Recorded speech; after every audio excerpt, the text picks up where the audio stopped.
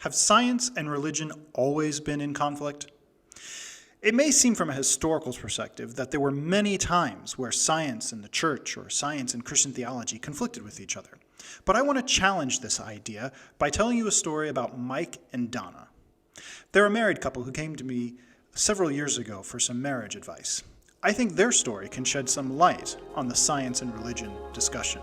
So let's talk about it today on the Science and Faith podcast.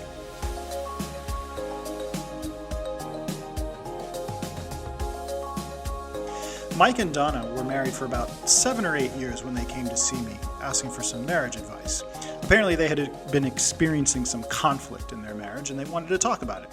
So one of the first questions that I asked them was, how long has this conflict been going on between you two? And of course, immediately both of them said, this has been going on since day one.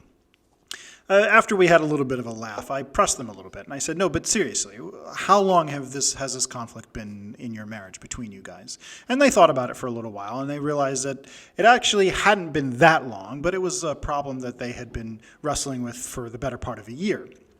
And so we started to talk more about it and tried to pinpoint some of the reasons why they were having this conflict in their marriage and things like that. And I was able eventually to help them resolve the conflict.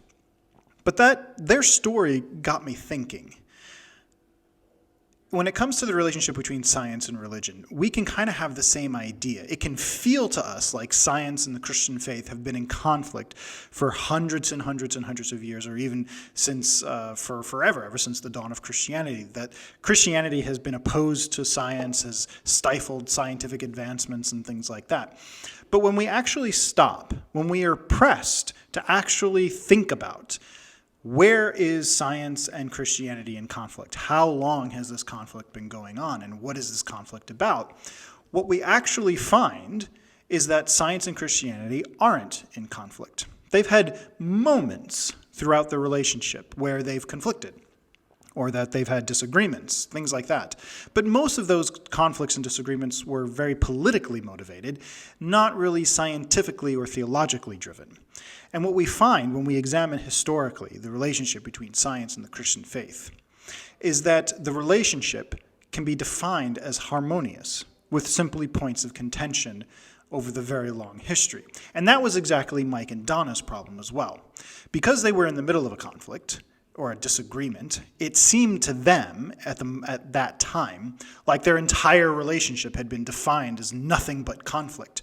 But when they were actually pressed to give me examples about their long relationship together over 7 or 8 years, what they found was that most of their relationship could be defined as harmonious. It was just that they were going through a rough time and having a season of conflict.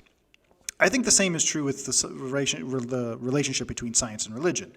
Sometimes when we focus in on points in history, such as Galileo or the Scopes trial, things like that, when we focus in on these conflicts, what it tends to feel like is that science and the church, or science and the Christian faith, have always been at conflict, and that for centuries the church has stifled scientific advancements. But really, that's just not the case.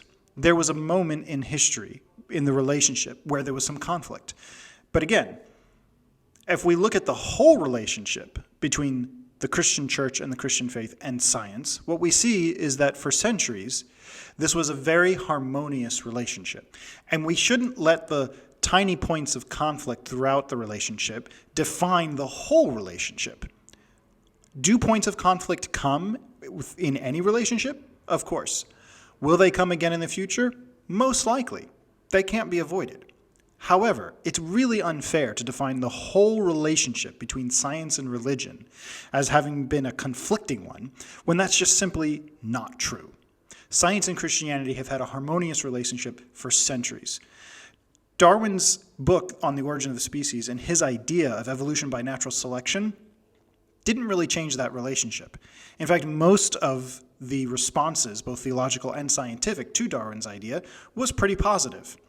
There was very little reaction from the church in a negative way to oppose Darwinian evolution. So, if we take into consideration the whole relationship and not just specific points of conflict throughout the very long history, what we find is that the relationship between science and the Christian faith is by definition a harmonious one. And we have very little reason to believe that it won't continue to be a harmonious one well into the future. Well, that's our podcast for today. Thanks so much for tuning in and joining us today. If you have a question or a comment, you can email us. Our email address is scienceandfaithdortmund@gmail.com. Go ahead and shoot us a question, and we'll do our best to answer it in a timely manner. Also, you can check out our website. We've got lots of resources, articles, book recommendations, all kinds of cool stuff there for you. The web address there is scienceandfaith.de. Go ahead and check it out today. And that's going to do it for this episode of the podcast. Thanks so much for tuning in, and we look forward to seeing you next time.